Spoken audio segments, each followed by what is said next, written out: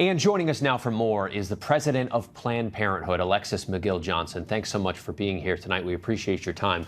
As we have been reporting now, 13 states are poised to ban abortion in a matter of hours, days, or by the end of July. Obviously, there's a lot more that Planned Parenthood does than perform abortions, but has there been any immediate impact or even closures of any of your clinics today? You know, what our clinics are doing today is trying to ensure that they can see every single patient as possible before these injunctions and bans come into effect. What our clinics are doing, our providers are doing, our frontline staff are doing is connecting on call centers with patients who are fearful, who are concerned, they're confused and angry about what is happening right now.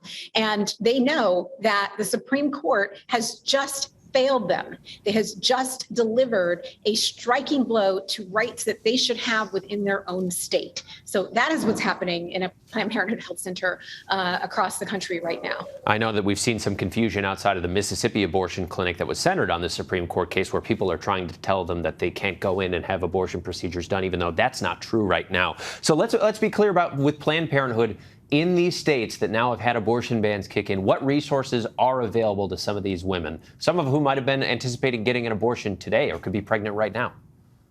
Well, the situation, of course, looks different across the country, right? Planned Parenthood affiliates have been preparing. Of course, we've known that this has been a reality coming into play for a long time. The leak was certainly a signal that this would come, but they've been navigating for quite some time, patients out of state in anticipation of the decision.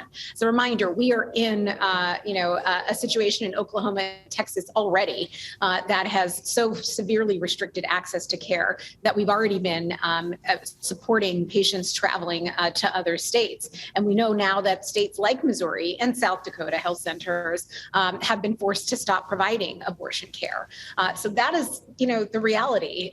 The fact that there will be 26 states, not just 13, 26 states that are newly emboldened within the next 12 months to ensure that there is more restriction, if not outright bans, and that will impact also the care in the other 24 states where we are able to provide legally. Yeah, in those 24 states, are your clinics prepared for a potential influx of patients? Yes, of course, we've been building on, surge operations throughout many of our health centers, particularly ones that are at the border and the nexus of areas where there will be loss. And yet, asking 24 states to absorb the patient base of 50 states is quite severe, right? Abortion, the infrastructure around abortion provision was already strained. Because of the number of restrictions that we have seen over and over again, the targeted restrictions simply against abortion providers has decimated much of the care that we can provide nationwide. Common refrain from abortion activists is that you cannot prevent abortions, you can only prevent safe abortions. Do you think what just happened today is potentially going to create a health crisis in America?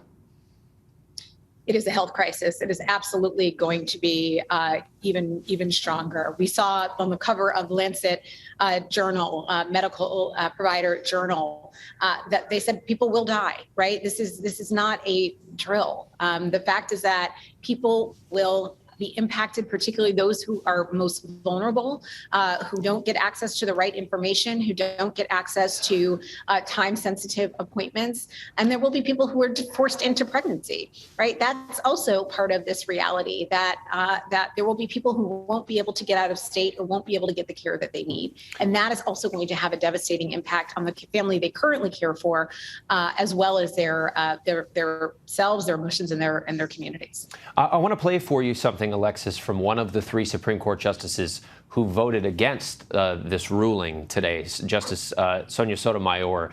This is what she said last week about the direction of the court with this ruling looming.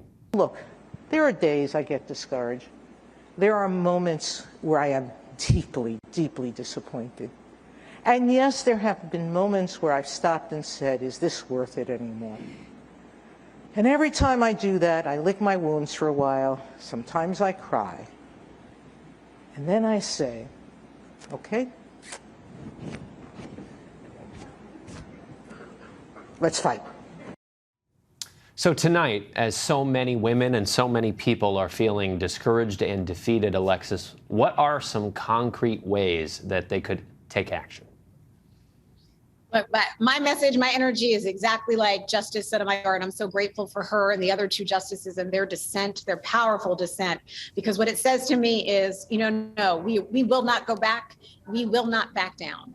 There are rallies happening right now across the country at 5 o'clock your local time. You can go to bandsoff.org to learn more information. You can support a local Planned Parenthood affiliate. You can support an independent provider at keepourclinic.org. You can support an abortion fund to help people get access and resources to travel out of state. There are so many different ways to be engaged, to be involved, but now is the time for mobilization. Now is the time to dust ourselves off and make sure that people get the care that they need and that we fight to ensure that they have it in every state possible.